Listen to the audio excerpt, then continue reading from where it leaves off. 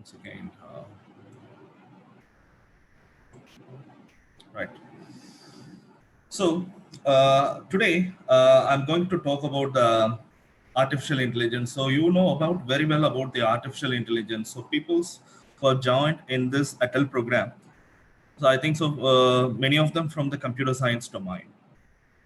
So definitely you know about the artificial intelligence, but where we have applied the applications. So where we can apply this artificial intelligence. Now it is a booming technology, and lot of applications have been developed, and still there is a lot of researches is going on this artificial intelligence, and this is not in a single um, thing, which is encompasses with machine learning, deep learning, and data science. So these all things are being combined in this single word, this artificial intelligence.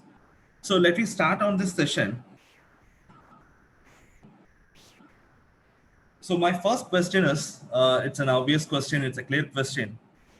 What is artificial intelligence? So this question is everyone we have it, and for this question, and we have a sub questions like the program that behave extremely like humans. Yeah, once if you develop a program, maybe some programs maybe use the decisions, or some programs can used with some threshold value or decision making or something like that. But something the program needs to think, or it needs to generate its own values, or it needs to generate its own knowledge inference. So this is whether it can be done by the program automatically without human interventions. So my first question is like that. And the second one, the program that operates internally as a human do, what the humans can do. Human have five senses. We have a vision, hearing capability, and we have a speech capability, and we can smell, and we can taste it. So these are the human have the senses. Based on that, if anyone scolded you, you have to express your emotions. You have to express, because if they are scolding you, you have to show the emotions as I am in the angry mode. Some people become very angry, some people becomes very sad, or there are different kinds of emotions can be expressed. It depends on the opponent who is talking with you. So the same similarity can be given for the missions. This is another question. And third one, computational system behave intelligently. So what is intelligent? Smartness. If I'm assigning some work to you, if you're having a team of 10 peoples in a group in the IT industry, and the people start to work with this particular problem, everyone have their own solution. They have their own technique, and they have their own smart techniques. And in order to solve that problem, because out of these 10 peoples, that one of the solution will be the best solution, the better solution. So like that, the intelligent computational system behave like intelligently. Whether if you give the solution, definitely the fourth question is the, can you able to provide the reason or logical behind that solution? Is it possible? Sometimes we can say the answers in the something is optional, and sometimes we have to tell the reason, and with the reason and logic. So that is very important. So these, if you answer all these four questions, definitely you can able to understand what is artificial intelligence. So this is my question. So let me have this answers on this following section. And this is my, what is artificial intelligence? It's a technique. It's going to be mimic the human behavior. It's going to be a represents, or it's going to be show the similar to the humans, how the humans is going to work. But my I have one more question here. So what is the question? There are the different humans are there here, because the persons who having characteristics, because we have to segregate the humans with the capability of characteristics. So they have their own behavior. Even your father is different, your mother is different, and you will be different. And some people will be jovial, some people will be so isolated manner, or something like that. Each persons have the different characteristics. But how we have to make the missions like that? Whether I can create an artificial intelligence missions similar to me, whether it is good one, whether it can be served to the any useful applications. No, it should be generalized. It should be common. It should be common. It should have to represent, or it have to show like a human behavior, but not exactly as the same characteristics what we have designed. So that is one important. How the human brain thinks, learns, decide, and work while trying to solve a problem. So definitely, intelligence is going to solve a very complex problems or very similar problems or something like that. And if you ask me, AI is a simulation of human intelligence done by mission programmed by us. So the human intelligence with missions programmed by us and need to learn how reason to some self-corrections are needed along the way. So actually how we are learning, so we are doing mistakes. Initially, we are not doing the work as any perfect manner. So initially we are doing with some errors or we are doing with some mistakes. These mistakes has been corrected due to the practice. These mistakes has been corrected with a repeated practice, and then finally you become an expert or you are becoming a very good person in that particular field. So like that, the humans has been trained. The similarly, we have to train the missions like that. So this is a short definition, because we have a lot of definition for this artificial intelligence. What is artificial intelligence? And this is my thing. Okay, then my question is another. Okay, if you are designing an algorithm or if you are designing a very good AI um, missions or something like that, so how you can say that it is an AI? So definitely, it's going to be represents or mimic like a human being. So the first, that is a tuning test is there. I think so. Most of the people know about that. The tuning test is the first thing. Is been introduced by the Alan Turing, 1912 to 1954. So what is the actually the Alan Turing? Uh, One second. I have few notes. Me. Yeah. So the Alan Turing has introduced one concept or the testing method. So this testing method is like one human questioner will be there, and this questioner will ask the series of questions to the both the respondents, because I have developed one mission, and that mission is going to be an AI mission, and another person is whereas the similar to the mission because he knows about some particular field. For example, I'm going to ask about the history. So one mission is being trained, the computer mission is going to train with an history, all the history knowledge, and another person is a very history professor. I'm asking some sequence of questions about the history. So now I'm trying to identify, I'm a questioner, I'm trying to identify who's giving the answers is similar to the human representation. Or this specified time, the questioner tries to decide which terminal is operated by the human respondent.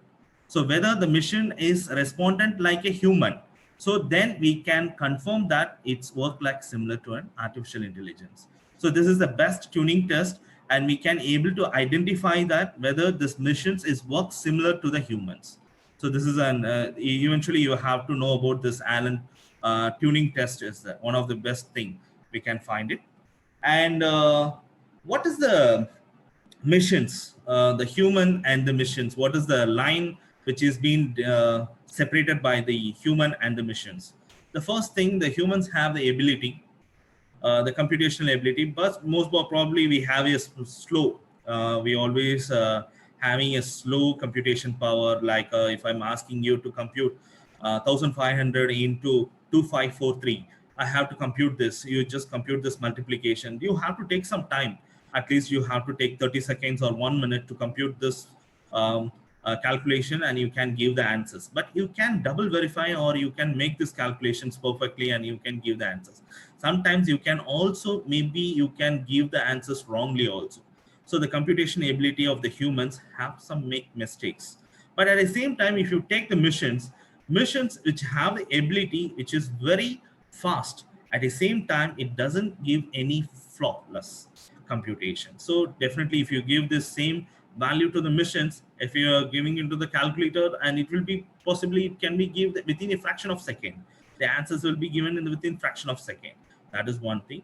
And random number generation, the second we go with the humans, the random number generation, if I want to generate with the random numbers, the human tend to spread out the number sequences. So usually the brains of human brain are always fixed with some numerology or astrology numbers. We have some sequence numbers. If I want to think the few numbers, I have a very good, always I will think the number of 7. But the system will not do the same thing, but the system will generate a random number based on the conditions, or it will generate, once if it is generated a random number, the same random number will not be generated again until your program exit. So that is a specialized thing of the missions. So random number generation, it's just an example. And the third one is the common sense. Yeah, this is the sixth sense, which we have it. The humans have it, have the access of collective of flow wisdoms, and we have a lot of stories, and we have a lot of things we understand from our elders, and we learned more things. We are acquiring the knowledge or inference the knowledge from our elder peoples. So this is this common sense and how we can lead our life and how we can survey in this world. And these things will help you to make your sense. But the mission is having this lack of sixth sense that we need to make it sense of to the missions. Since it is in a research area, it's going still, the research area is going on these things, how we can incorporate the sixth sense to the missions. We are trying to do that. And the last one, rationality, reason, and heuristics, and exceptions of rational choice theory, how you make this choice, and what is the reason behind it. But human always have some bias. So what is meant by bias? And for example, humans always have the partiality or something, we call it as thing. For example, if you are working in one same office, and a few people are very friendly, because even they have committed the mistakes and they have been biased, and they have show their innocence or something like that, the persons will left the same thing with some peoples will show their anger and other things. This is the rationality which is having with the humans. Usually, even you brothers and sisters, your mother will show the partiality for the elder brother or the sister or something. This is biased. It's kind of biased. The missions will not do that thing. What I'm trying to say, the rationality, the missions more likely follow the acceptations and rational choice theory, but always there's not the missions will not do this biased things. So these are the a thin line of difference between the humans and the missions. Okay, let me have this importance. Why we have learning this artificial intelligence and importance. Actually, I forgot to say this thing. Today in this session, I'm going to say discuss about some artificial intelligence. What is artificial intelligence and where we are applying this one? What are the different application areas where we can do that? And we are giving some case studies and areas where we are applying this artificial intelligence. And my specific domain is computer vision. So I'm working on this research area. So after this session, I would like to show some hands-on sessions in using Python like object detection and object detections, and how we can detect the objects using the cloud, because for artificial intelligence we need a very big computation. So most of the peoples, they will have doesn't have the sufficient computation power, and even you need a very large time or a large week to train your systems or train the models. It's very difficult. So let me go with the cloud. I'm going to tell you about the cloud and how to use the APIs. How we can call the APIs for building a very good computer vision projects. Even you can it will be more easy with the few lines of codes only. I think so appropriately we have a 6 to 7 or 10 lines. It not exit maximum 10 lines. So you have a 10 lines of codes, and even you can able to identify a very good object representation, and you can put the bounding boxes, both images and in videos also. So let me see on this hands-on session and later. So the other thing is importance of artificial intelligence. Once if you're entering into the artificial intelligence, the main things, the 6 things we have here have been listed here. The first thing, you have to know about the mathematics. I'm very weak in the mathematics. So if you want to enter into the artificial intelligence domain, you have to know about the mathematics. What is the mathematics? What are the different things? And what is sociology? And what is the philosophy? And the computer science, you know that very well. And psychology and neuroscience. So other branches are there, and some of the branches is there like biology and other things is there. Let me discuss about one on each and everything. And here, the first thing is mathematics. If you are entering into the mathematics, it's a core of AI, it's the origin of the AI. Because without math, we can't do anything in this uh, intelligence. So even our brain is doing some mathematic computations, our neurons is doing some mathematic computations each and every second or nanoseconds. So this provides implementing how the goals can be reached. So basically, if you want to go with machine learning or deep learning, you should be very familiar to this mathematics basics like calculus, algebra, and linear algebra. So are going to be very important. And the other things is like statistics and probability theory. It's very important. That is also very statistics and probability is used in the machine learning, and probability will be used in the machine learning as well as in the deep learning also. This theory should be studied very deeper.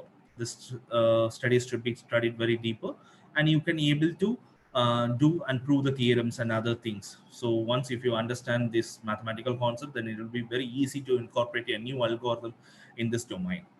And the next one, sociology. So what is sociology? The sociology is a some kind of study in social life. And if you take 30 years back, how the social environment will be there, how the social environment is there, and social change has been happened. What is the social cause before war, before First World War, before after the First World War, and what is the origin or Stone Age and Iron Age? So different ages of years, and this social life is being changed. The human behavior has been changed. So this investigate the structure of the groups and organizations and society, how peoples are interacting. Because once you have developed a mission, that mission is going to survive for a long time. It should not, because it needs to adapt. It's need to adapt the changes in the social life. Once if the mission is started to learn the sociologist social life changes, then it will be easy to adapt the human behavior. So that is a very important thing in the intelligence. So sociology is another thing. And next one is the philosophy. So usually after we completing our doctorate, we call it as a doctor of philosophy. So you usually always to give the best suggestions, and the we can give the directions how we have to proceed and how you have to do this research. Like that, we have given a lot of directions, and we have given the support on something. This philosophical theories are useful to the AI only, because we should teach. We have to teach the experience. We have to teach the experience. The system should be the basis for designing the systems and beliefs and do reasoning and plan. So definitely, what is the belief? What is the evidence, or what is the belief you have to make, and what is the reason behind that, and how to make to execute this process and plans is very important. That simply you just need a common sense knowledge. So AI, we are going to teach you common sense knowledge, and which is going to be able to do a problem solving task, which we have to give you ability to solve the problem. And the next one is the computer science. And this computer science, you know very well. So we are always we are in the area of computer science. So this computer science field, we should know about the programming and how we can do the programming, how what is the basic architecture of the how the computers is working, what is the analog, what is the digital, and what is programming, how what is the compiler, what is the interpreter, and these things we know already. We know the already about these things at all. But in artificial intelligence, you should know about the programming languages. So we know even I can able to write a program for the intelligence program using a C program. Yeah, I can able to do, but it's somewhat is difficult. So if I want to implement a machine learning, for example, if I want to write a SVM, support vector machine, I'm not going to use any packages. I'm not going to use any packages. But if I want to start, if I want to write this SVM, support vector machine, Valendar protein, and Valendar is developed by the Valendar. And if I want to write this code, around it will take 650 lines of codes for developing an SVM program, SVM machine learning algorithm, a linear SVM. So this is somewhat, it's very hard, and we have to know all the mathematical and how the functions calling and everything. But nowadays we are using, if you are using very simplified manner, we are looking for a easiest task. We are going with Python, and the Python will have all the supporting packages like scikit-learn and and TensorFlow and Keras, Theno, and a lot of package Pandas, NumPy. A lot of packages are there, so we can use these packages and everything. So I would like to share this information that the best artificial intelligence programming languages are. One is the best thing is Java. One is Java. Another one is Lisp, Lisp, Lisp, and Python. And you can go with the MATLAB also. You can go with MATLAB, and C is also obviously you can go. And another one more language is R programming.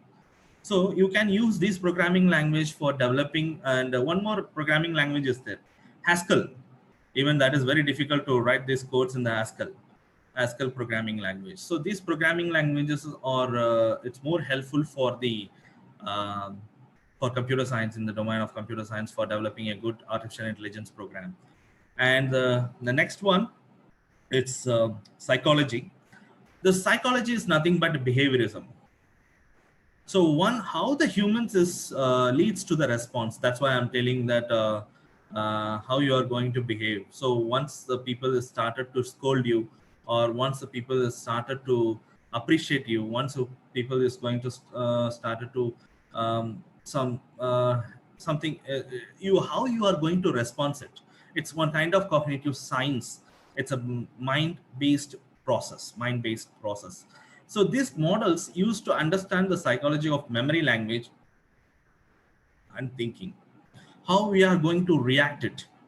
So basically the brain is, now it's a term, so computer science constructs IO units. So how you are going, if anyone hits you, what will be your immediate response? Once if they are hit you, and you can feel the pain, you can feel the pain from your skin. That is a touch.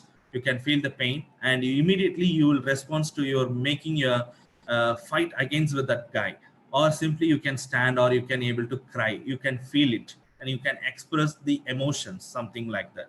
And the processing center, it's all, it is in the computing in your brain. This is one kind of psychological phenomena. So the next one is the neuroscience. Neuroscience is how your brain is going to work, and this is, we call it as a ESP, extrasensory perceptions, and we call it as a sixth sense. With this simple cells can lead to thought and actions. Our brain is working very faster, with a very limited power, which we have only the 2 watts of power, so it is working very faster. Even you can think about that the human brain is working in microseconds. We can tell that because we are replying very slowly. Even if you ask the question, even if I'm asking any questions to my students, they will respond very slowly only in the Zoom classes. So in computers, it's going to reply it in a few nanoseconds, or in micro or nanoseconds is going to. But still, our brain is very faster. Many of them know, you know about this thing. Our brain is the very fastest computer. This is the fastest computer, but we are not utilizing. We are utilizing only the 10 to 15% of our brain capability for doing such a very normal tasks. And some people will have their more brain power. That is, we call it as that IQ level. We have more than that. They have doing very good things, but still our brain is 1 lakh times faster. Okay, so this is the basic importance. Before we are entering into the artificial intelligence, you should know about these terms, and then you have to enter into this area.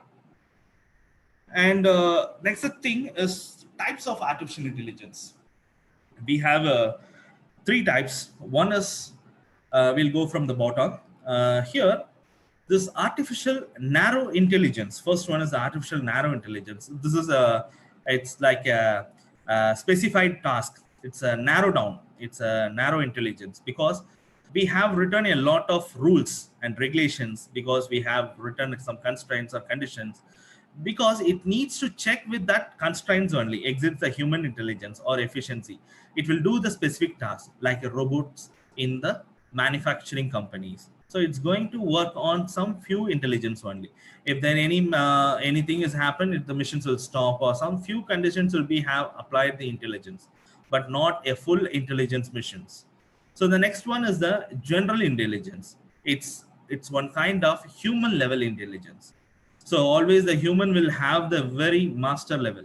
So what is that? Because each and every person is trying for different examination, UPSC, TNPSC or different types of examination, but we are not all the persons are not getting the chances for getting this opportunity in the government jobs because they have their individual intelligence. They be problem solving and different types of analytics questions will be there. So this is the development of the human level intelligence. It depends upon the human level intelligence. It's similar to the humans.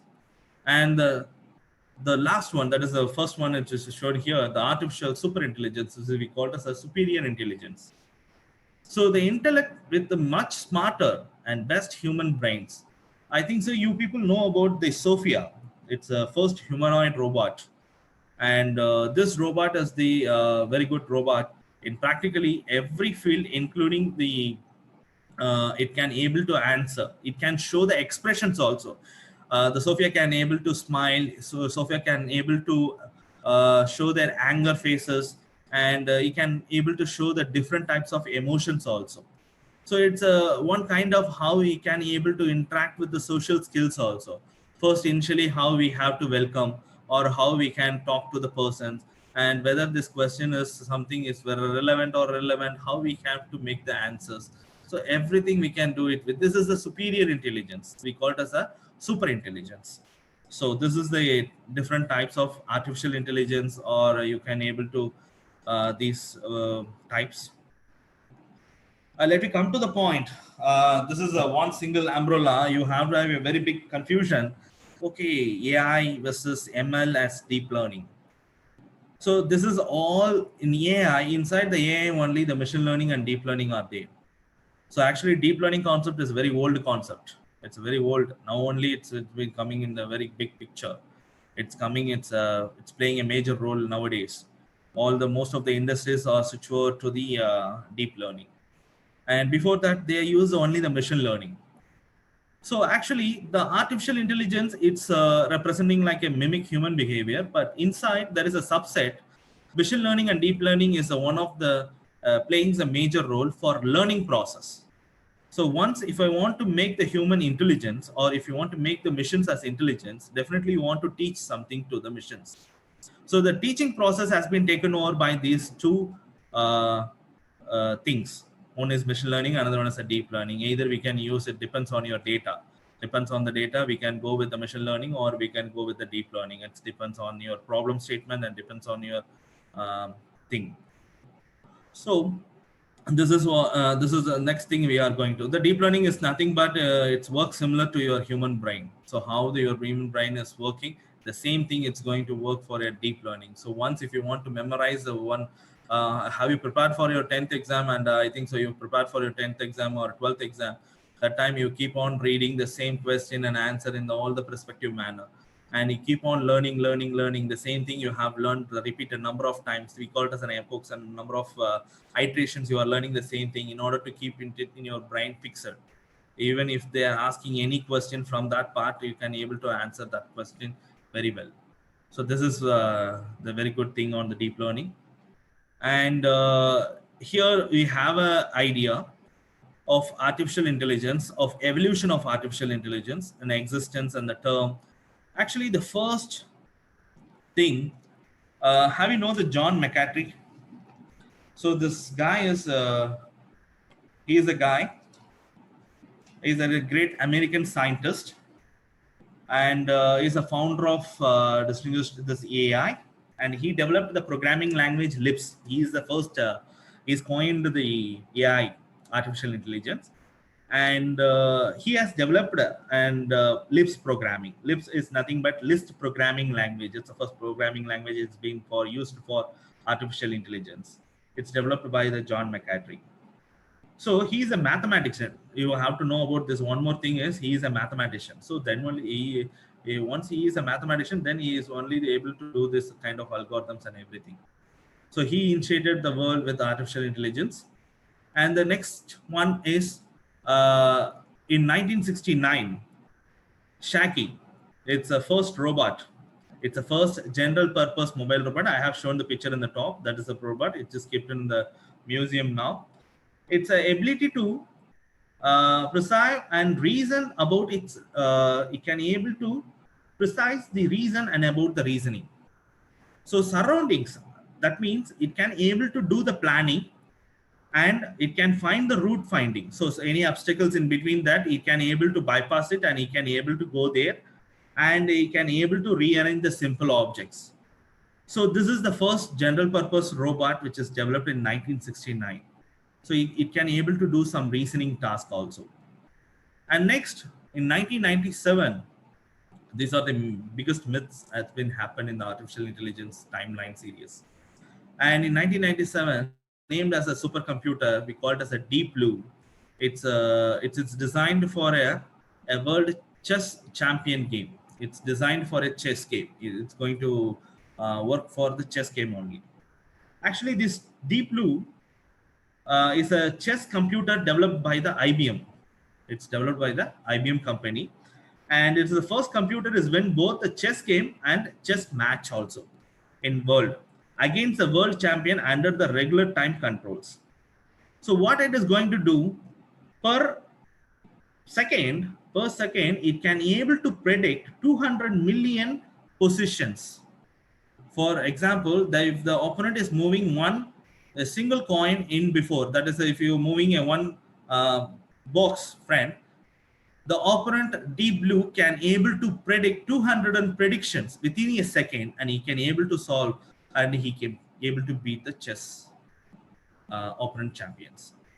This is one thing has happened. Deep Blue has been there, and successful robotic vacuum cleaner has been created. So the lot of vacuum cleaner robots, once this vacuum cleaner is going to work where it's going to identify the dust and the zones which is having the more dusted area, it's automatically go and it will going to clean the vacuum the area. For example, if you pour any coffee or tea or something in the surface, it automatically finds that, and then it automatically come there and it will clean the surfaces. So on the last one is the 2005 to 2008 in the 18 period of time. Still, it is in the research. Some of the autonomous cars, and these cars has been still in the research. Even it is not commercialized. A few countries have been accepted. Dubai, some countries has been accepted, but it is not yet been commercialized. But still, they're having a problem with some conditions and constraints we have still. So these are the recent things has been happened. Actually, I'm not interested in the 19 and 20. So let me have this thing in the later sections. We have what is the recent applications we are so far in the AI. And but the journey is started from the 1956. The journey is started in 1956, and it's on progress. It's on progress. Okay. So the major thing is one of the major thing is data. Nowadays we are manipulating a very large data. So in the year of 2015 we used 7.9 zettabytes, but now in 2020 we are using 44 zettabytes, but it is not exact precision value, but it more than 44 zettabytes. So the tremendous amount of increased amount of data in every day we are dealing with, maybe in Google or in a lot of things we have. So can anyone tell that what is the 1 zettabyte? After the zettabyte, what is the next thing? Anyone? I think so. Kilobyte, megabyte, and gigabyte, and terabyte, and after that it's petabyte, right? Petabyte, and after exabyte, and then zettabyte. After that, what is the term they are using? I think so for the zettabyte only there is a product is there. I think the very large servers they are using the zettabyte hard disk and hot swapping hard disks they've been used. And the last one is the yottabyte. So yottabyte has been used for storing the data, and most of the cloud computing servers, Google's and Yahoo's, they are using the yottabytes. So 1 million terabytes or 1 trillion gigabytes equal to 1 zettabyte. So definitely we are dealing a large amount of data, because high resolution images, videos, surveillance videos, and agriculture and satellite videos, and telescopic and other planets informations, and a lot of things, government data and private data, and a lot of things we are handling. So definitely, if you want to handle these large data, definitely you need a very better systems, and it's going to give, because we can't able to manipulate, or we can't able to look on this, keep on watching on this data. It's very tedious task. So definitely we are going to depend on the missions only. So the mission is going to take the controls of all this data, and it's going to watch, and whether it is useful, then it will be transferred to the destination end. So let me start with the machine learning.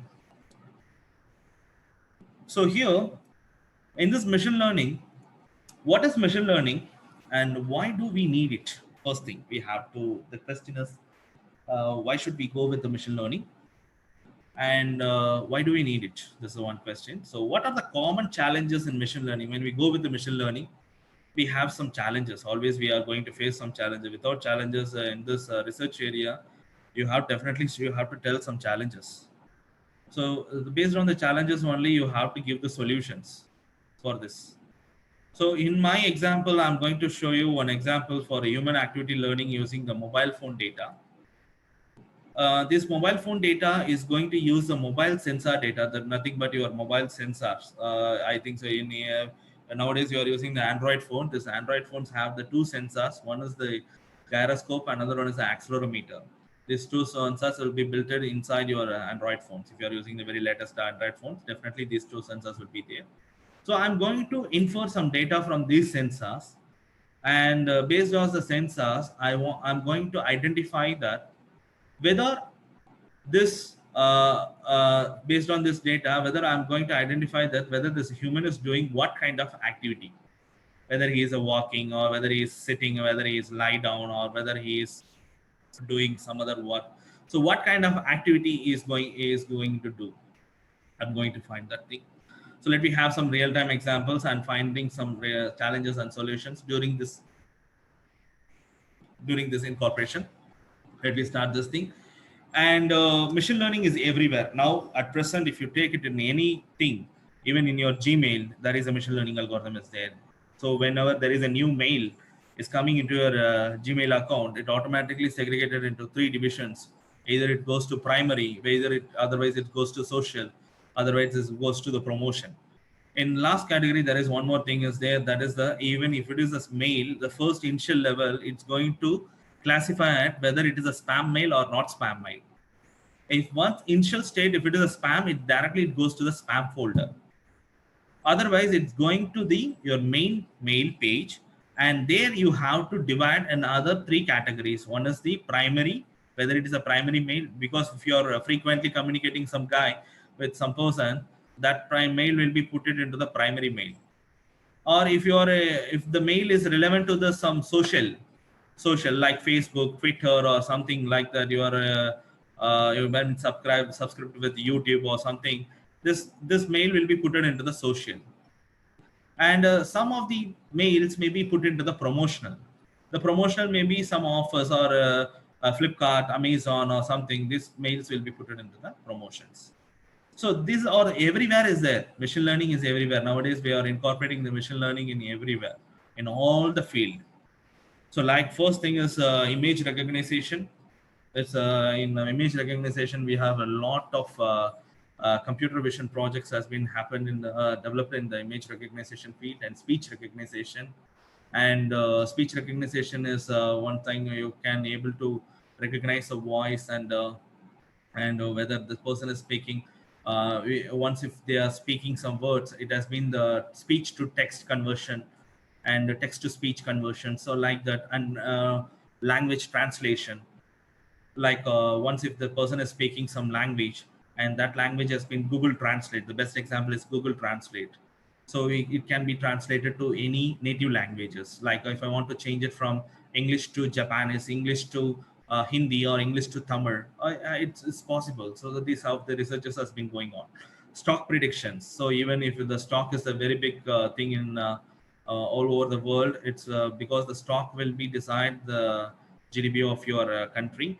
And medical diagnosis. So most of the healthcare centers, they started to use this AI and machine learning here. Another thing, data analytics, so business, marketing, banking. In lot of people have started to use the data analytics even for the promotions. So even I want to tell one example. So one company has started to predict. So for example, currently he is doing some production. Yeah, for example, I'm production one soap, and it reaches to the market, and I want to analyze, if I introduce the new product, if I introduce a new brand of soap, whether it reaches to the market, whether how much months it required to reach the month, whether the peoples will accept my product or not. The data analytics peoples are started to doing the analytics, how to reach, how to make the market more effectively. And this is one thing is going on. And robotics, you know very well about the robotics. It's defense and other, the commercial peoples are started to work on robotics, and this is going to be more helpful for the peoples, and many more. Everywhere there's a machine learning there. The next one, okay, when should we use the machine learning? So when can I use them? When there is a task is very complex, my complex task. So the problem, the large amount of, I'm having a large amount of data. At the same time, I'm having a lot of variables. For example, I want to estimate the solar. For example, if it is a electrical, I want to make the estimation of the solar panel. I want to know about how much the electricity I can able to produce with the how many panels. So based on some ratings, I want to design some voltages and ammeters or something. So these are the parameters, different types of variables. I want to make some settings. Based on that, what is the power production? So the task is more complicated. So some of the examples I've given below, the facial recognition. So if you want to recognize the face, if the person is turned, if the person is turned in the 45 degree, or the person is turned 90 degree, or the person is wearing glasses, if the person is wearing cap, or person is been some beard or the mustache or something, how the face is going to recognize. Even the airports are started, the Singapore airports and Dubai airports, they started to identify the automatic camera recordings. They can able to recognize the criminals and terrorists which has been stored in the databases. Automatically it scan the person and it take the facial features and started to search in the databases within the fraction of second and started to track that person. And they can like that, there are a lot of cases has been reported, as well as the cases has been arrested immediately in the airport itself, Interpols and other things. So this is one thing. And fraud and detections in banking sectors, the fraud and the credit card fraud and debit card fraud, and these things will be there, we can able to do with the machine learning.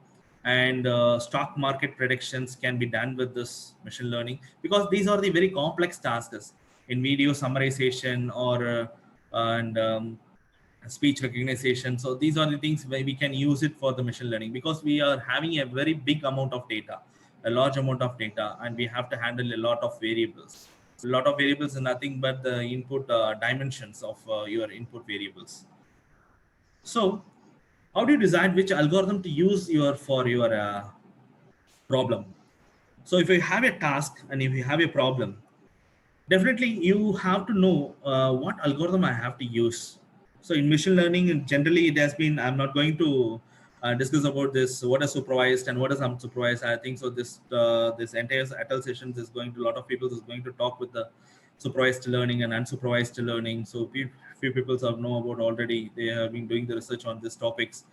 And in machine learning, we have a supervised and semi-supervised, unsupervised, reinforcement learning, and deep learning. Also, a lot of learnings are there.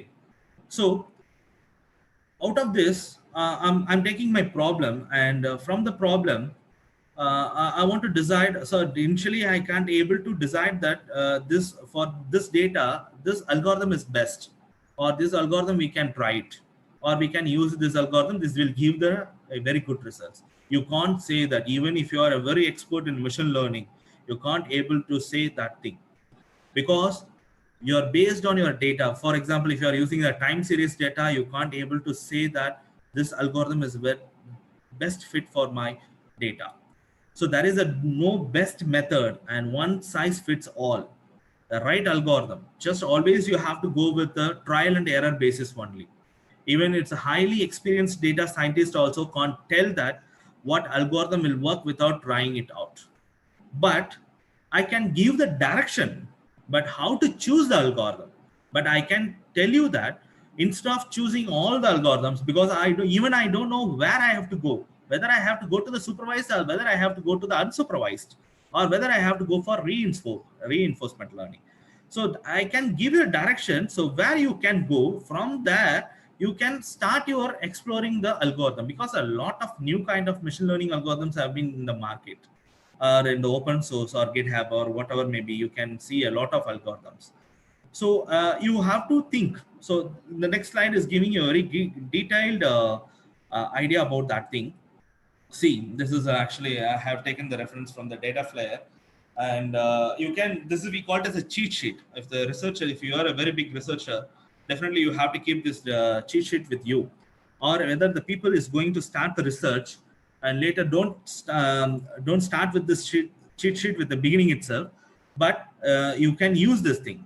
First, you have to take your data, and the data you have to decide that whether I have to go with the supervised learning, or whether I have to go for the supervised learning classification or regression, or whether I have to go for unsupervised learning clustering or unsupervised learning for dimension reduction. So you have to know about these words: what is clustering, what is dimension reduction, what is classification, what is regression. So this is abstract level, you have to know about this thing. So here initially I have a data. So what I have to do? So further, your data having label. First thing, whether your data having label or not. So if you don't have the label, definitely you directly go for the unsupervised learning. If your data doesn't have label, is nothing but the identity. Each and every data, that is a one row of data which is you're having, that doesn't have any label or any identity, definitely you have to go with the unsupervised learning. And if you have the data with label, then definitely you have to go for the predicting. That means you have to go for the supervised. Here, the supervised has been divided into two sections. One is either you have to go with the classification, or either you can go with the regression. So what is meant by regression? For example, if you are going to predict the numeric, for example, if you are not going to predicting the numeric, no, that means it goes to the classification, that you are going to make a label. Label is nothing but a word or a sentence or a characters which is formed for giving a very good representation. For example, if you are going to classify the animals, tiger or lion or bear or a giraffe or something, these are the classification labels. So because you are not going to predict any numbers, but at the same time, if you are going to predict some numbers is means of, for example, we can go with the regression. For example, a best example is, I will tell you that, for example, if I want to estimate, I'm having a boiler. So if I'm a mechanical engineer, I'm having a boiler. So for my boiler, I'm having a 3 different scales are there. So I want to check my boiler, because I as my research, I prepared one boiler, maybe a fire tube boiler or water tube boilers or any kind of boiler. For this boiler, I want to test for the performance testing. I want to test my boiler. So if I want to test the performance of my boiler, and I want to make some readings. For example, first initially I want to make a pressure. Pressure is been bar. It has been measured in the bar from 1 bar to 100 bar. Okay, my reading scale is, I want to each and every time if I want to take the readings, I want to check my bar, pressure bar, 1 bar, 2 bar, like that. I have to keep the reading. And the second one is the temperature. I want to set the temperature. What is the boiler temperature? I want to make a temperature to 200 Kelvin, 300 Kelvin, 400, up to maximum I can go with 1000 Kelvins. So temperature. And fourth one is the, we can go with water level. Water level. So the water level is the, I have to give the readings for how many liters of waters in my boiler. So these 3 readings is where 3 variables. I'm having X1, X2 and X3.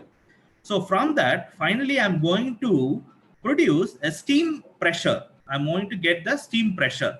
So if I make the, for example, I'm going to set the pressure as 1 and some pressure and temperature and other things. So I'm going to get the steam output or something. I'm going to get a single output.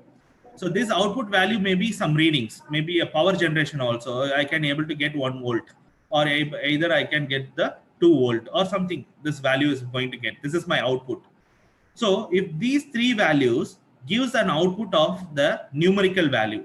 So for first 3 inputs, it gives the output value of 1, and the second input it gives the value of 2.2, and the second readings and another value. Like that, I can get some readings I have taken. So based on manually, I have taken these readings and I can measure the output voltage. Okay. Now, in what case in here the machine learning is working? For example, I can't be able to check for all the readings. Is it true or not? Because for the first controller, it's 1 to 100, and second one is a temperature controller. It's going to start from 100 to 1000, and third one is maybe the water level. It maybe start from 10 liters to 1000 liters. So I have to make the changes in all the combinations. So definitely it's going to be a permutation. So if you want to multiply all these things, I got the total number of combinations I will get. So if I want to make on these all things, I have each and every iteration, I will get the new value. It will be different values I will get. So how can I do the thing? I can able to easily, I can able to do it in the machine learning. So I can, first I have to take the random readings. So maybe the step size, for example, the first step size, I have checked the bar size has been 25 and the temperature is 100 and the water level is 200 liters. Like that, I will take one reading. And another reading, you can make the step size as 50, improve the size of 50 and take the another reading. Like that, I can take the 100 readings or 50 readings. After that, you can able to permutate and generate this thing for the sequential values, all the sequential values. For that, your machine has been modeled, and for that model, you can able to get the predicted numeric value. That is the best thing for the regression. So like that, first you have to think, what is our data? So what kind of output we are expecting? Based on that data, we are going to select which algorithm. So here the supervised classification, they are telling that 2 things. One is the speed and accuracy. Even if you are focusing on accuracy, I want a very good accuracy. So because my application is working for, my application is going to work for the healthcare system. Definitely your accuracy is it is required very best. So other thing, I'm going to work for a business application. So my application should be very fast. So definitely you should decide your problem, whether your outcome or whether your learning should be very fast or it needs very accuracy. If you need a very speed, then obviously you can go with the decision tree and logistic regressions. Or if you are not, depends on the speed, definitely you can go with the SVM or random forest, neural networks, or grading boosting tree. Like that you can choose. So this is a best idea about this. Is we call it as a cheat sheet. Like that, we have a lot of cheat sheets for each and every algorithm. Even you can check for the cheat sheet for the supervised algorithm. It gives a more idea. But this is not a best idea. But you can also use this kind of techniques to choose the best machine learning algorithm for your work. So I think so that will be more better for understanding the how we can choose. Still, and this is one thing. Actually, I have given the source here. I will share this PPT to you also. Just go and look out. That's how the yes and no. This depends on the yes and no, and based on that, you can choose it. Whether if you want to go with the dimension reduction. For example, if my data is very large, if I'm taking an image, the image dimension is 100 cross 100. Appropriate, I have each and every image. I have the 1 lakh dimension. Definitely, I have to go with the dimension reduction. So if you are dimension reduction, you have to go with the principal component. Topic modeling, if you go with the topic modeling, you just PCA, use the PCA. Or you want to go with the probabilistic, latent discrete analysis, you can go with this. For example, each and every classification or each and every dimension reduction, you have to need the probabilistic value. Then you just go for the latent discrete analysis. So like that, you can choose. Okay, that is the best thing. Okay, and I want to say this code because even I shared something on the cheat sheet or something, but the British statistician is who work the area of quality control, time series analysis, and design experiments. He's a very great philosopher, and George Edward P. Box, and he told that essentially all models are wrong, but some are useful. What it does mean, if you able to design a very good algorithm, machine learning algorithm, and you modeled but these models may be wrong. Some may be useful. So you can't tell that my model is the best model, my model is a very good model, like that you can't able to say. Even if there is a new changes, if there is any changes in your data in future, if you want to upgrade your model, definitely it will be more hard, and definitely that model not going to help you. Once again, you have to redesign or retrain your entire data, retrain for with the help of another machine learning algorithm. Definitely you can, obviously you have to do that same thing. And these are the challenges in machine learning. So the first one, the challenge is the what is the challenges in the machine learning is data diversity. How we can explore or how we can extract the data. Maybe what kind of data we are going to handle, numeric or images, signals, text, or not any tabular data, or maybe insufficient data, or some maybe geological data, or a lot of data is there. Even if you go with the biological genome, genin, and protein expressions, and microteins, and medical, vital signs, and doctor prescription medications, and weather data, toxins, and air quality, or lot of sensor data are also there. So lot of because in all the field they are applying, started to apply it. So one thing, the data diversity. So what kind of data we are going to handle? Even if it is very difficult, when you have a medical data, the medical format is some completely different. We have to look for a special package for reading that kind of data. So if you want to read the DICOM images, you have need a special package for reading the DICOM images. If you want to read the MRI images, for that you need a separate packages. So like the different data require different packages. If you want to read the images, you need the libraries of OpenCV or Scikit images or something like this. Libraries is required. So first we have to know about what data we are using. And the next one is the pre-processing. The pre-processing is nothing but once we can't able to directly, we can't able to use the data.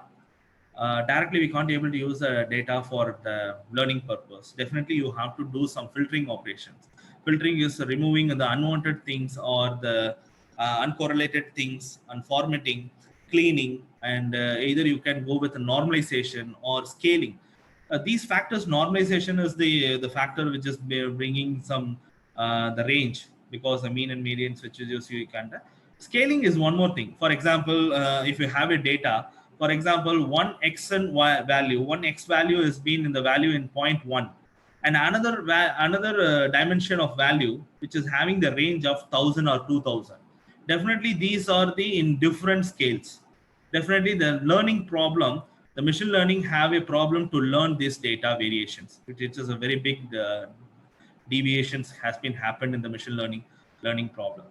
So definitely you have to do these kind of things. Whether you should know that whether we need the scaling or not. It depends on only through the practice only you can able to do. And other things, feature selection. What is meant by feature selection? So you can't say that all the information is being important for considering in the machine learning. Definitely the few informations only it will be very important. Out of 100 values, maybe 25 values will be more important. That can be characterized the what it is. So definitely you can suppose to find that 25 parameters or 25 values from the data, and from that you have to choose and you have to train it. So this is the feature selection, and we have a lot of things based on the weighted factor or the sampling factors or removing the outliers.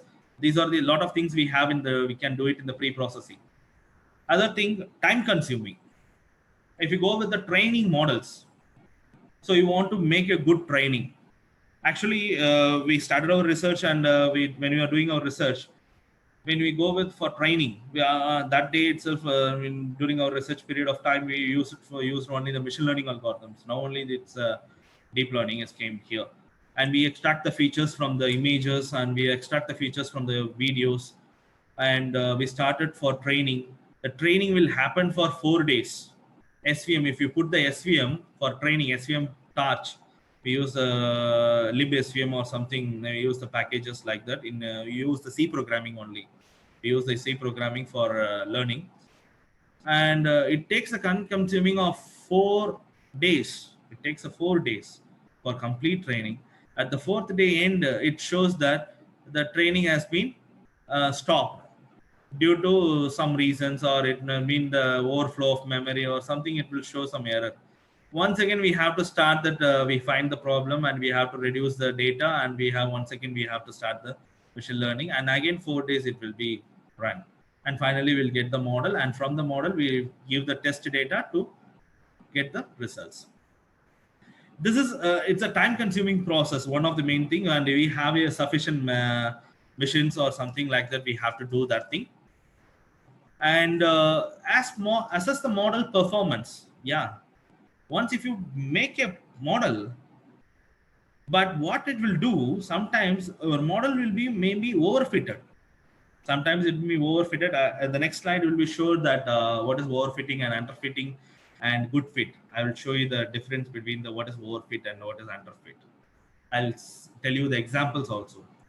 And the last one is the infinite loop. Sometimes it's keep on running, but it will not terminate.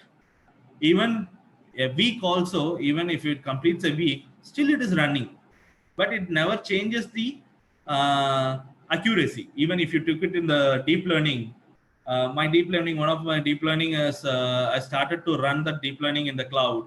I think so 5 days I have started to run, but still the accuracy is been in the deflation of 30% only. After 7 days, it doesn't increase the 30%, 30.1. That is the improvement happened in the 7 days. So sometimes it's keep on iterating, but there is no improvement. There is no use because there is a problem with your data, or the problem with your learning environment, or a problem with the feature extraction, or the problem with the modeling. So definitely you have to tune the parameters. So definitely you have to tune, or we have to set the very good hyperparameters for your learning algorithms. So this is an example.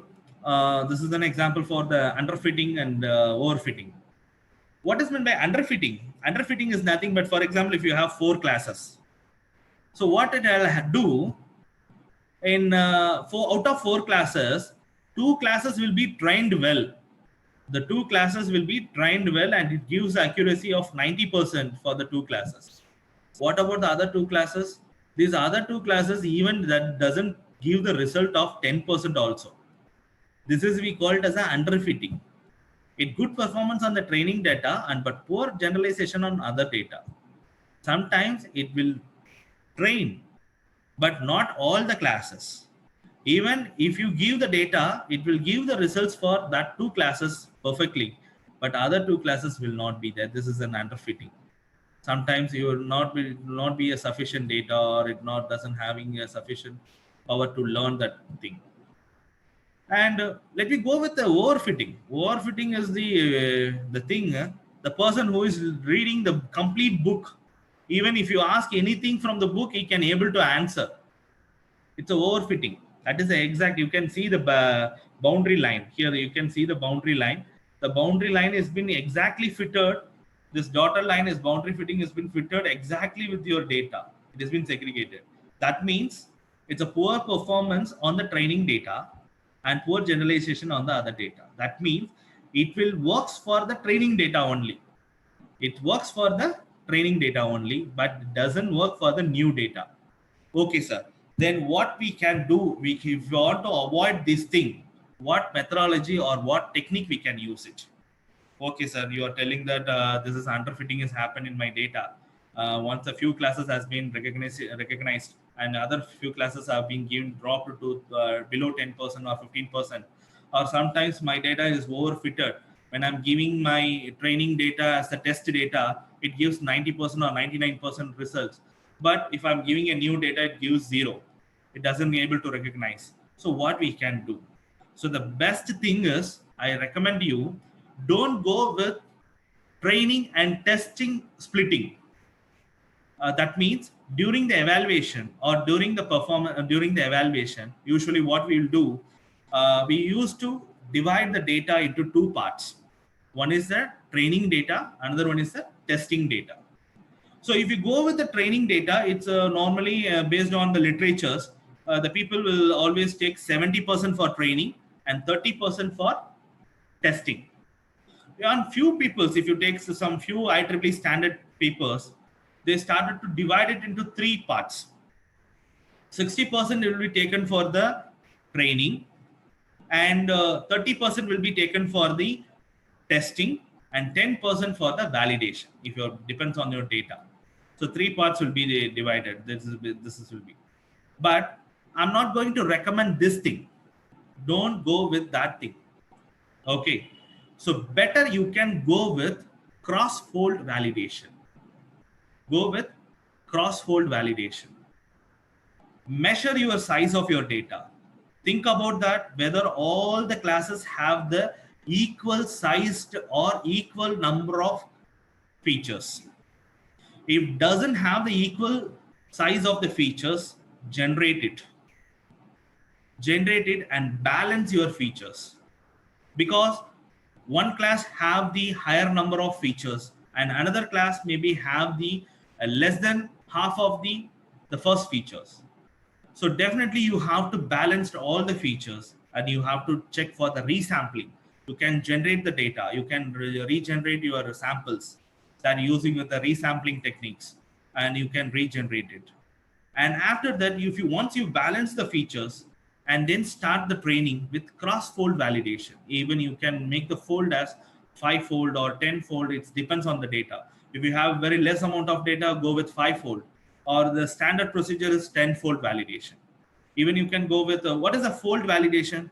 Because here all the data will be folded, because it is going to divide your entire data into 10 parts. For example, if it is a 10-fold validation, if the data is going to divide it into 10-fold, so one fold will be taken for the testing and other fold will be taken for training. Likewise, it goes to cycle like 10 rounds. So the first fold will be taken for training, and the next round, the second fold will be taken as training, and the remaining fold will be taken for the testing. So like that, I can get 10 different accuracies. I can get it.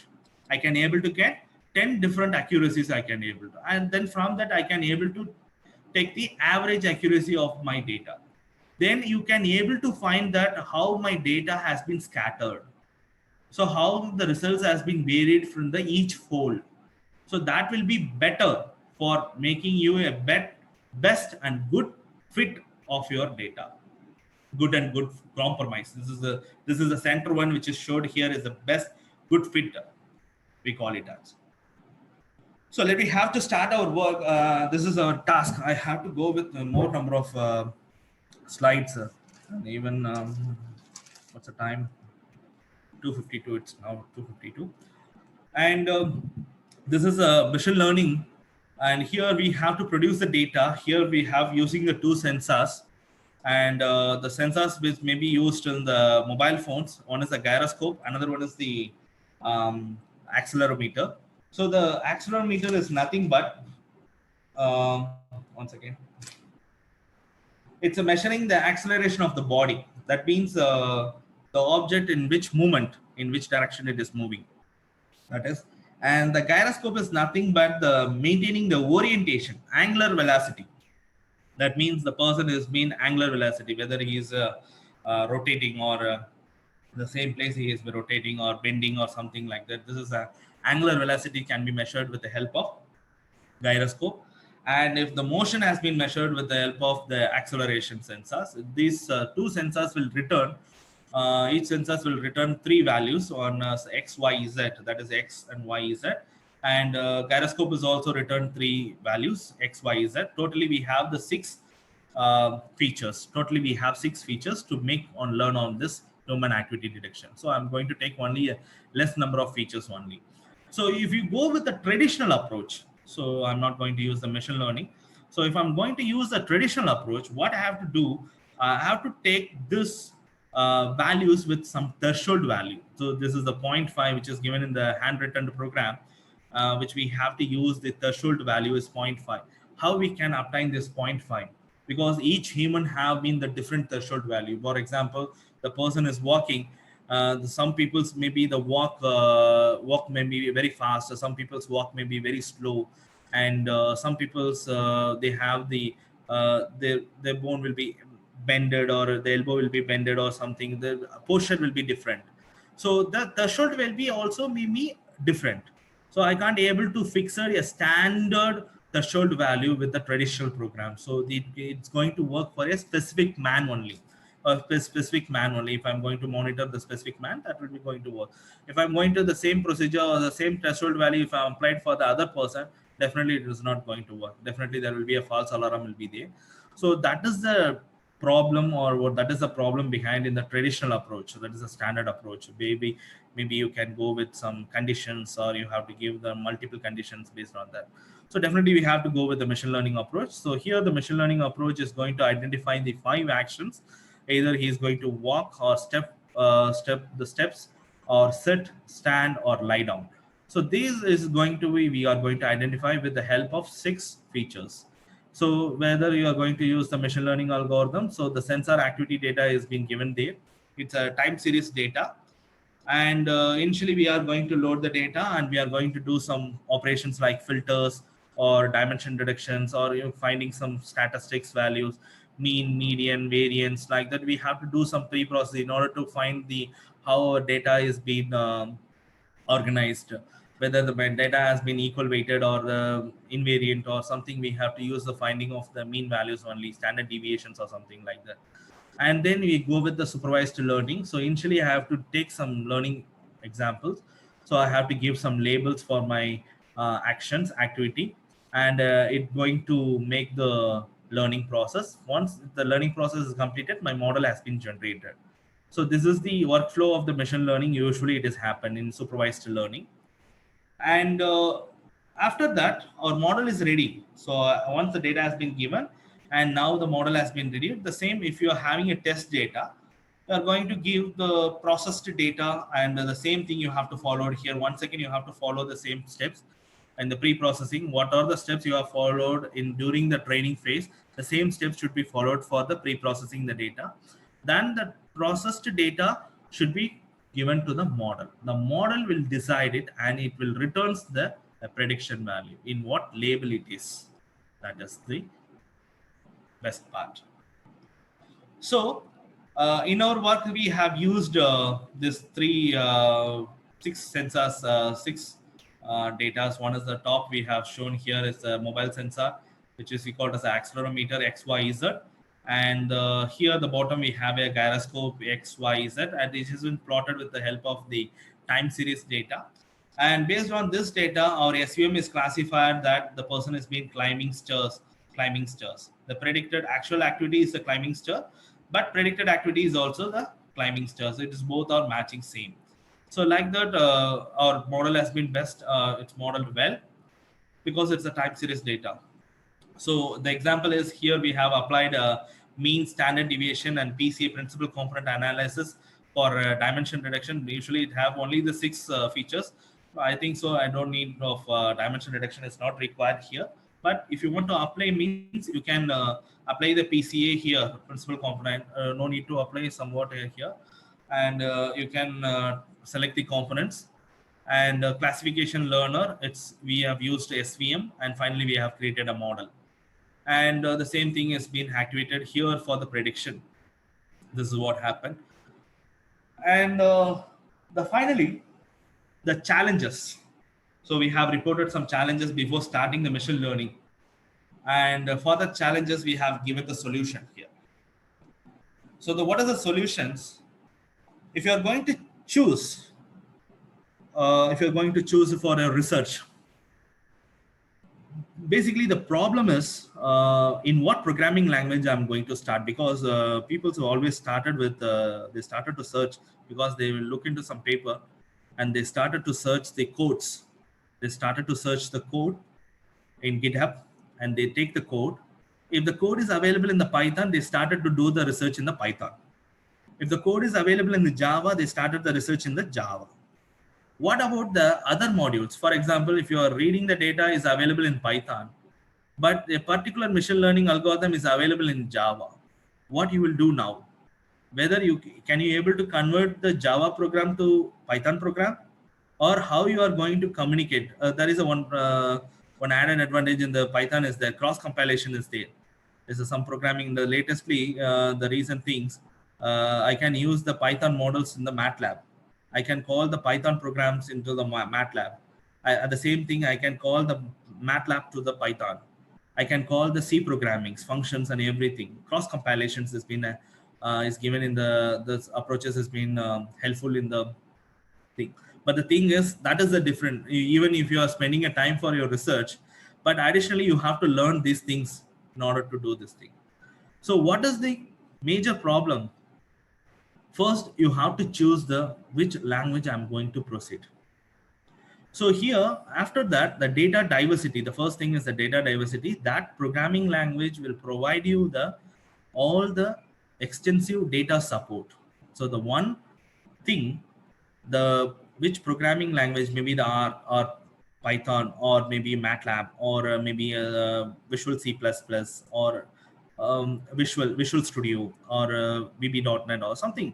If you take anything, you have to check with what type of research you are going, whether this research data is being supported in my programming language, whether it is maybe a signal or image or financial or textual, geospatial, or several other formats. If you take the geospatial, there is a Google engine is there.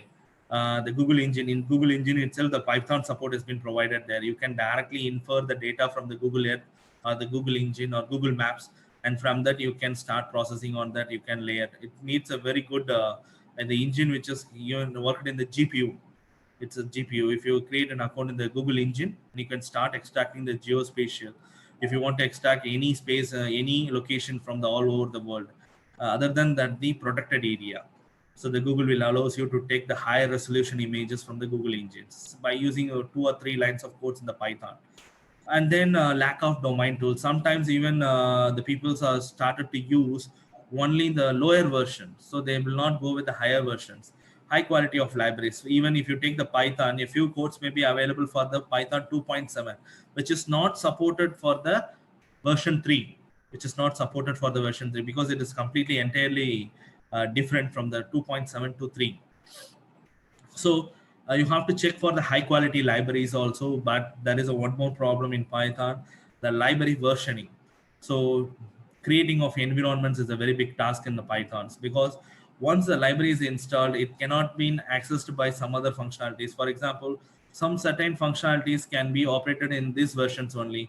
If you want to combine with some other part of the programs, you have to upgrade that libraries. That leads to change in some other environment cases.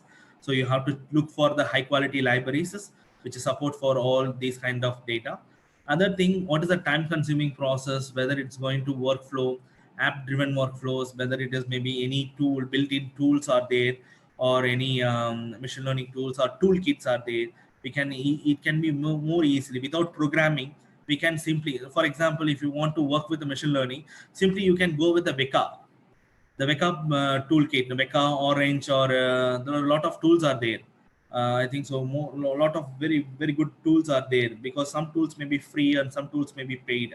Weka is one of the good thing is a free tool. You can see the lot of machine learning tools, machine learning built-in algorithms is there. You can do the pre-processing, and you can do the classification. You can do the cross-pole validation. You can do the training and testing split. You can do the unsupervised learning. All the things you can able to do it in the Weka. But the problem is it's a tool.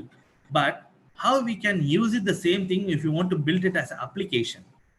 It's a Java-based development environment. Weka is the open source Java-based development. You can download the jar file of the Weka, and you have to incorporate this jar file into your, but the core, you have to write the program in Java. Then only you can able to use that Java code into your project. But if your main project has been developed in the Python, how can you call this Java jar file into your Python code?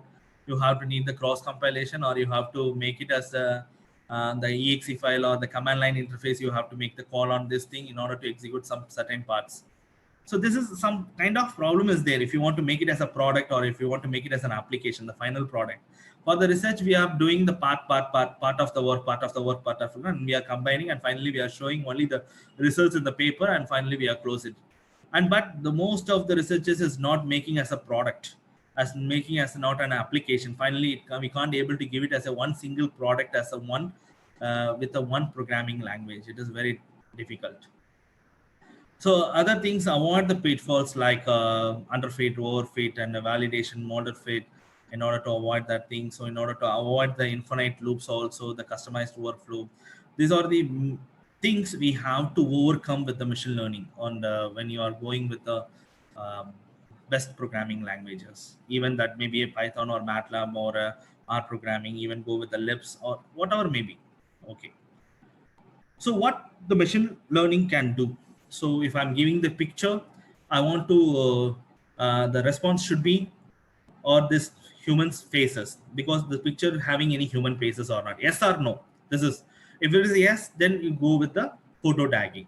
Loan application, nowadays the bankers, the most of the private banks, they started to use the AI, artificial intelligence, for making the approval for the loan application. Once you submitted the loan application, they will not, scrutinizing team will not, because the scrutinizing team have some bias, because if you give some amount to them, they will approve the loan. Now they are making as a making the loan application approval in the systematic manner. Once if you scan the loan application and if you upload it in that AI system, it start verifying that whether the person is there and what is the CIBIL score, whether he has repayment all the loans correctly, and what is the eligibility amount, and what are the things, everything will be calculated by the system itself. And well, they finally, it can tell you that you have the eligibility of, this is the loan amount, it is system generated, this is not generated by the human.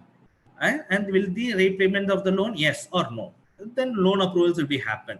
And then ad plus user information, will user click on the ad, or what kind of peoples are there, whether these peoples will click the link on this ad or not, targeted online audiences or something, audio clip, transcript of audio clip, and speech recognition. So sometimes even you can see the YouTube will have the one good thing of that captioning, that is a CC captioning, the, because even that video doesn't have the caption, but it automatically, based on the streaming of voice or the speech recognition, it started to give the captioning at the bottom. It is auto generated. It has been artificial, one of the best artificial intelligence of the captioning. It's an audio clip based captioning. Another thing, English sentences, it can be converted to the French sentence, or in language translation, any language translation we can do it. Now, Google Translate has been developing a lot of translations, languages, as is given around more than 100 languages they have been list. And sensor from plane engine is about to fail preventive maintenance, because the sensors, some of the sensors, they will not indicate during the problem. They started to read the readings, and it started to indicate this problem has been, this is the emergency problem before, because during flying the plane, that time the sensor has been that time it shows that it is an there is a problem in your engine, like that. It is a very big problem for the life. And definitely you have to intimate priorly before flying. You have to tell these kind of things. And car camera and other sensors and the self-driving cars, a lot of things we can do it with the machine learning. Okay. And these are the real world examples. Actually, this real world example is simple, and they can use the machine learning in finding the this paintings, because a lot of paintings which has been identified, more than 1700 paintings, it has not been classified around, there's not been classified still for the many years.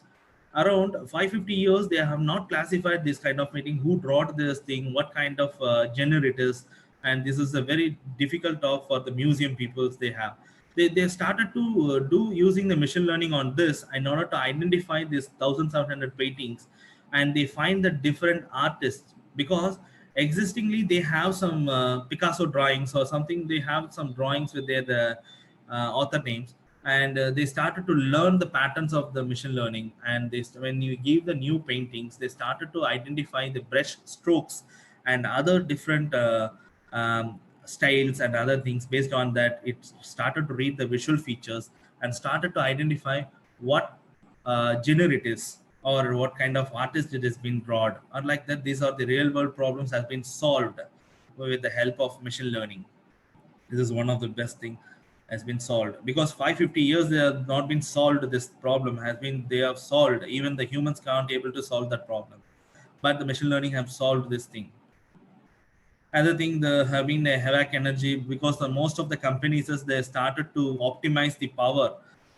They have started to use where the machine learning has been applied, and they started to understand where is a light coverage area and the sensors, sensors, where the humans is being there in the particular region, then your air conditioner is going to work, or the light and other sensors. Based on this thing, the solar panel and heating cooling process has been optimized, and they have reduced the percentage, the building, the commercial electricity bill has been reduced from 10 to 25% in the normal operations. They have started to use the machine learning, because each and all these information, because if the company is started to use without, because they are not trusting the humans, because the humans have lead for this kind of cost variations has been happened, they started to use the machine learning, and machine learning is automatically optimizing these power things, where we have to light, out of these 4 lights we can operate for 2 lights, like that they can operate it, and they can optimize the power consumption rates and everything. So it is a increase 25% means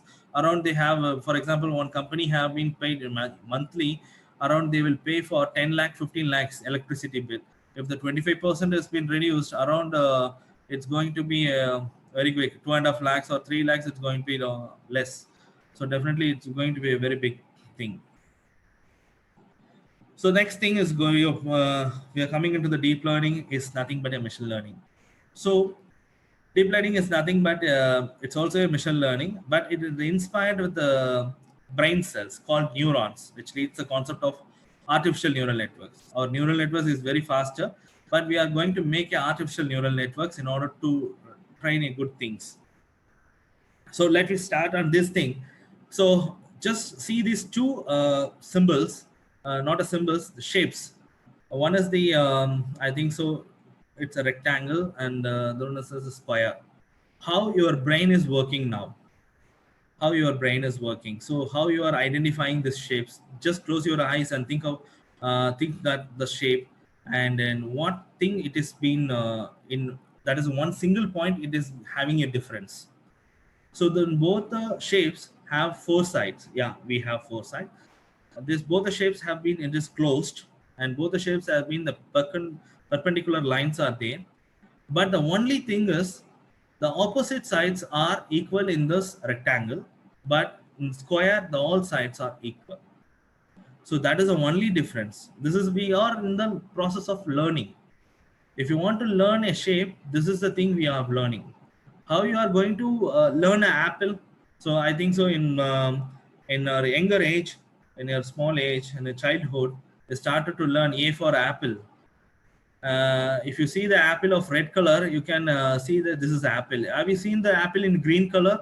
Because in our zones, green apple is rare in that period of time. So even if I show the green color apple, what it is, I can tell you it is a guava. So because during my learning process, I have seen only the red color apple.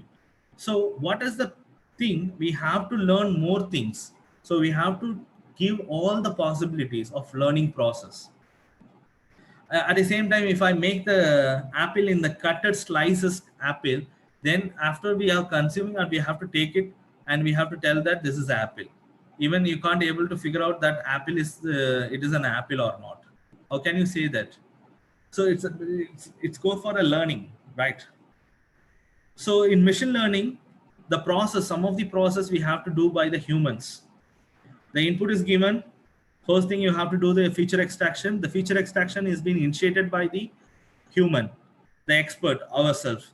So we have to tell what we have to extract. What is the important feature? What is the technique we are using? There's so many algorithms. Is there histograms or LB local binary patterns and spatial temporal interest points, Harris interest points. A lot of things we have that machine learning is using some specific algorithms in order to extract the features. Then the extracted features will be classified using the machine learning algorithm, like random forest, random tree, or SVM, HMM, or some lot of things. And finally, we can get the output of car or not car.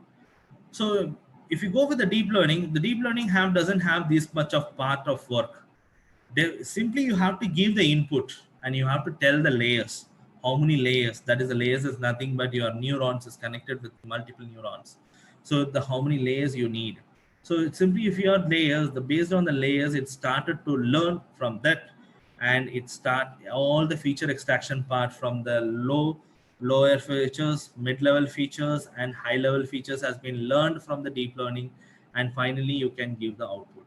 So here your task is zero. The human task is zero. The only the thing is, you have to give the input, and you have to specify the input, and you have to specify the parameter, and you have to specify the what architecture you are going to use for the deep learning. So this is the very simplest approach of the deep learning. And this is the cat, and this is each and every layer will be there, and it started to connected with the neurons, and it's going to be a weighted factor, and finally it's going to tell what it is. If it is a labeled photo, maybe it's work like a similar to the supervised. There's a lot of deep learning techniques has been used for the unsupervised techniques also, for detections, and even some of the deep learning is used to start to draw a new picture from the black and white to color, or even there is a new thing is there in deep learning nowadays. They have started to use for example, I want to create a trailer. I want to create a motion picture or a trailer for a movie. Simply I have to give the entire movie to the deep learning. The deep learning will choose the best scenes from the movie, and it makes the a short trailer for a 10 seconds or 30 seconds. It can play the song, or it can play the music or background music, whatever may be. Because for the trailer making process, actually this is research has been happened, and it has been successful, and it is created. It is good also. You can see it in the Google if you search it for the deep learning based that is the trailer of a movie. You can able to do that, because nowadays it is equally working like a human. So that is the one best thing. So why the industry is going with the deep learning? Now, what is the gap? Why still some companies are using the machine learning algorithm? What is the problem? What is the need for them? The only thing is data. The data, because the small and medium sized companies, they have their own data with the insufficient data. Still they are using the older algorithms like machine learning algorithms.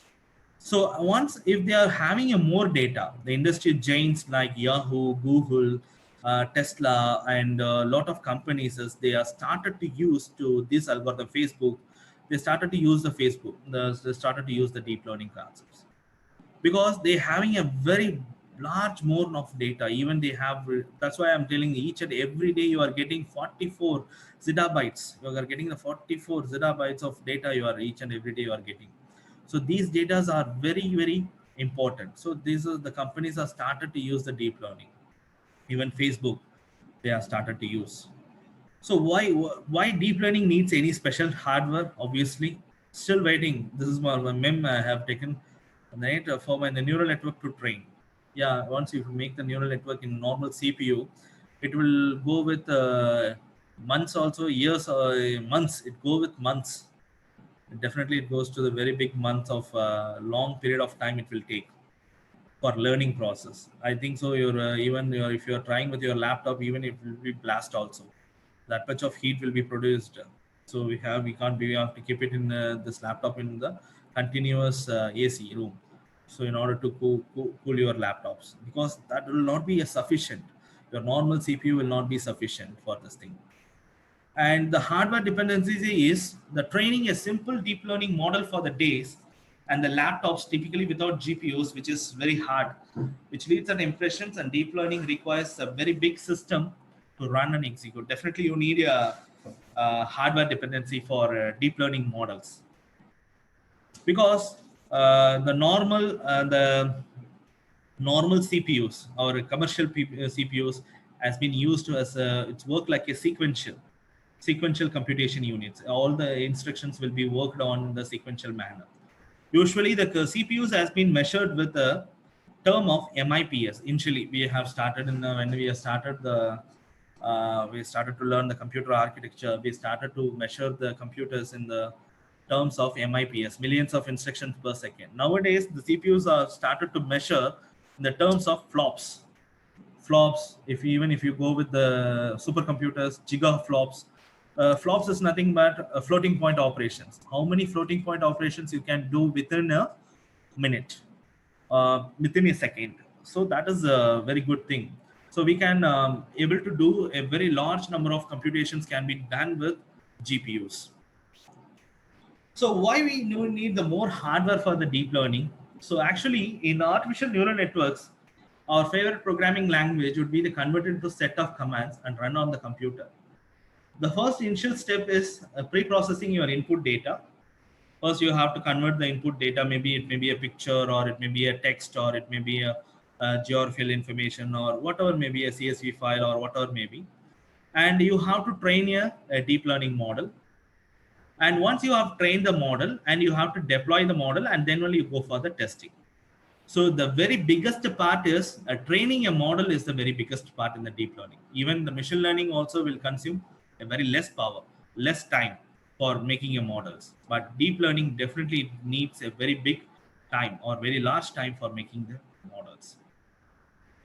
So this is the hardware for a deep learning. Why it needs? Because this is a left hand side. I have shown the very simple neural network, which have the some x of inputs, and we have some weights, and we have some function transfer functions, and finally we go with the activation function. Finally we got the activation output.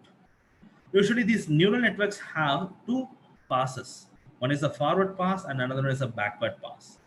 So this forward pass is nothing but it gives the input to the neural network and the output is generated. So through it gives the input and the output is generated. So what it will do when the backward pass, it will update the weights based on your output. The output will be tuned or output will be updated based on the error. This we call it as a backward pass for the neural network. So this is what it will be keep on iterating that the output will be given as a feed input, and it will adjust the weights and it keep on training for the required output. So that is the important thing of the neural networks. So, okay, from that, okay, the neural networks, you are saying that you are giving the input and you are getting the output. So what in here, why the hardware is required? Why the GPU is required here? Because the neural network is having a combination of multiplication. This is having, because the each and every neurons which is connected to the hidden layers, multiple hidden layers, and this do the some calculation, multiplication. So it's going to be like a matrix multiplication. So if you go with the two matrix, for example, this is the 2x2 matrix. It is the first row and first column has been taken and it is multiplied. And finally, you are getting the matrix multiplication results here. But here, this first array input network, the second array has been considered as a weights and of the network. Actually, one thing, wait just a minute. So here, there is a one thing. If you think about this is the only two parameters. Okay, the first thing is the first matrix is the input and the second matrix is the weights. Even for this matrix, it is not a matter. But if you take some very big CNN models like VGG16 or some other models, these models have around 16 hidden layers are there. Around 16 hidden layers, approximately 115 million parameters we have to make for. It will be have 150 million parameters. That means that much of computation, multiplication is required. Definitely it needs more time for do these all multiplications. So it cannot be done with the normal CPU. It cannot be done with a normal CPU. So another myth here for the matrix multiplication, if you want to do all the operations in the same time, doing it one after another, so normal CPU will do the same operations will be in the sequential manner. We call it as a scalar operations. We call it as a scalar operations. So it will take the one value and another value and it will multiply and it will store the result in one position. This is a scalar. This is a process of scalar. So here the graphics processing units, they have proved something in the Stanford University. Actually, Google has developed one a very big supercomputer with 1000 CPUs. It is approximately 16,000 cores. Each CPU have around 1600 to 2000 cores of CPUs are there. Cores is nothing but a small processing units which is being folded inside your processor. And they have spent the cost of $5 billion, and it takes the same, take the training time of a week, 7 days. But this has been overcome by a Stanford researchers team. They used only 3 GPUs. Around they have used 18,000 cores, 3 GPUs and 18,000 cores. Around they spend only, see here, they have spent only $33,000. What is the difference? It's a very big difference. Around the same task can be done within a week, but the cost of $33,000. But the same thing has been, the Google has spent $5 billion. Later that it has been purchased by the Google, that is a different thing. And there's 3 GPUs, and then they started to do a lot of things. Okay. So that's why we are in the need of GPUs. Okay. Then we have another difference, the CPU. CPU is nothing but one internal. We have nowadays we have i3, i5, i7. Now it's recently i9 and Intel Xeon processors, and there is a lot of processors we have used for the server-based computers and other things. But still, the CPU has some problem in execution. But we go with the GPU. The GPU has been organized in the number of hundreds of cores will be in one single GPU. A few hundred cores, each and every element will work individually. It start to work, each and every course will start to work individually. It's massively parallel architecture. That's why we use the CUDA. CUDA is an open source library which is used for making, whenever we are using the GPU, we use the CUDA and library which is used to make the parallelism architecture for making this computation more faster. So that's why.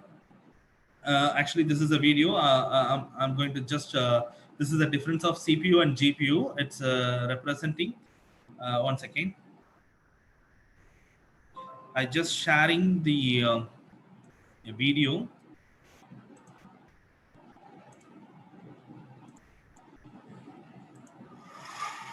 All right, I introduced you to Leonardo. And he's... Stop share.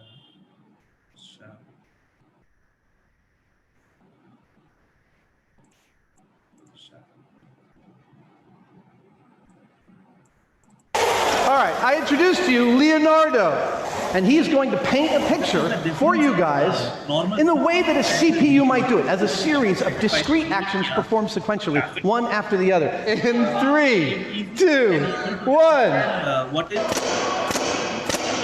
Let me speed it up.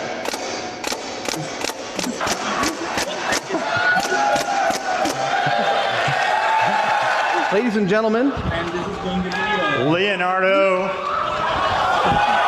2.0. when we hit this trigger on this thing, 2,100 gallons of air goes through these accumulators, out these valves, into all 1,100 of these tubes, into these tubes in which the bottom of is a paintball. Each of those paintballs will fly across 7 feet of space and in 80 milliseconds reach its target. Hopefully, when it's all said and done, it's going to paint the Mona Lisa. GP